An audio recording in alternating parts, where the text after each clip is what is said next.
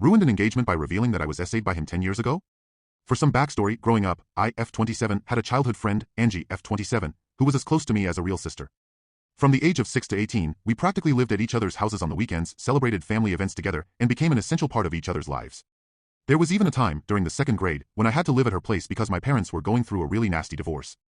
Her family became like my own, and I even picked up some Russian from them while she learned a little Spanish from me. Needless to say, her older brother and little sister felt like my siblings too. When we were teenagers, Angie had two male best friends. She started dating one of them, while the other, Nico, who is now 29 and also Russian, and I began dating when I was 17. Around that time, I had a heart condition which required me to take a lot of medication. I won't bore you with too many medical details, but it's important to know that, by the time I was 16, I had gotten healthier. I didn't have to take my meds every day anymore, just when my heart rate became irregular. But whenever that happened, I had to take them immediately, or else it would lead to excruciating pain, with my heart cramping up and causing me to hyperventilate. All my friends knew about this, including Nico. They also knew that mixing my meds with alcohol would cause me to pass out. As a result, I was never really a big drinker or smoker growing up. When I did drink, it was usually just wine or beer, and only in safe settings like at home. In my country, the legal drinking age is 16, just for context. I had my first sexual experience with Nico when I was 17. A couple of weeks later, when my parents were away on a retreat, Nico came over for a date night. I had a glass of wine, but later, my heart started acting up, so I had to take my meds. After that, I passed out. When I woke up the next morning, I felt a little sore, but I didn't think much of it at the time. Then, about 2 weeks later, I realized I was late for my period. I told Nico, and he started to panic. That's when he confessed that he had sex with me while I was unconscious. He said that since we had already been intimate, he didn't think it was a big deal. He explained that he hadn't used a condom, but because I was on the pill, he assumed everything would be fine. Plus, he said he didn't finish inside me, he used a tissue. Despite all of this, I felt completely violated and disgusted with myself. At the time, I didn't have the language or understanding to properly explain how I felt, so I only told Angie about it. For a long time after that, I was a complete wreck. I couldn't bring myself to be intimate with anyone for nearly 2 years. I didn't remember what had happened clearly, and I was too ashamed to tell my mom or anyone else. I didn't even recognize it as SA back then. I was too young and confused to really grasp what had happened. When I confided in Angie, she told me that it was okay and suggested I should break up with Nico if it made me feel bad, but she didn't seem to fully grasp what I was going through either. After all, we had been in a relationship, and we had already been sexually active before that night. The very next day, I broke up with Nico. He was heartbroken and, apparently, cried to Angie about it. Since Angie and Nico were so close, they started dating a few months later. That made things incredibly difficult for me, as I had to see him every time I visited her. I told Angie that I couldn't be around him, but she didn't understand why. Our friendship started to fall apart, and eventually, we stopped texting or seeing each other entirely. Years went by, but I still followed Angie and her family on social media. Recently, I saw a post from her brother announcing that he and his wife were expecting their first child. I had been very close to Angie's family, so I left a comment congratulating him. Not long after, he reached out to me, saying that he missed me at his wedding but that he would love for me to come to the baby shower. He told me that I was like a third little sister to him, and that it would mean a lot if I attended. I politely asked if Nico would be there, knowing that Angie and Nico had been together for 9 years now.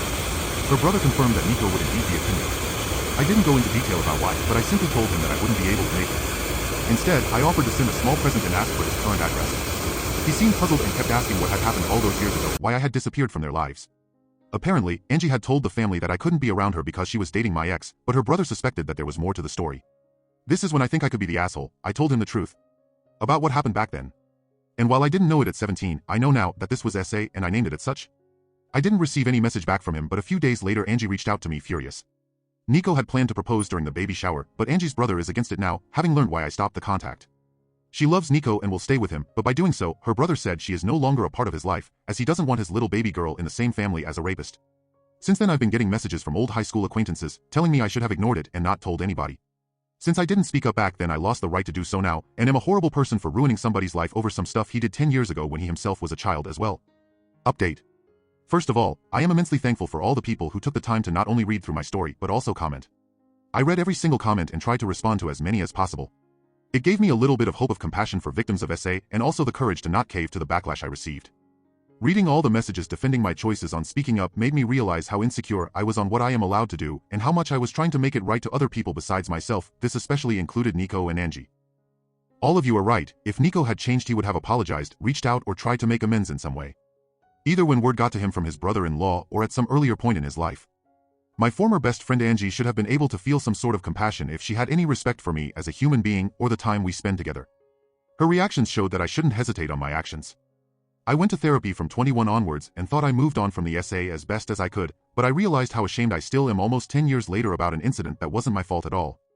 I was ashamed to speak up back then and afraid that people around me would look differently at me. And somehow I still felt bad about speaking up today, so I trying to own what happened to me now and not apologize for other people's behaviors, especially as they don't even show me respect. What happened since then? I archived every nasty message I got on WhatsApp so I wouldn't have to read them, but would have the proof if needed at a later point. Angie's mom called me the following day of the incident crying.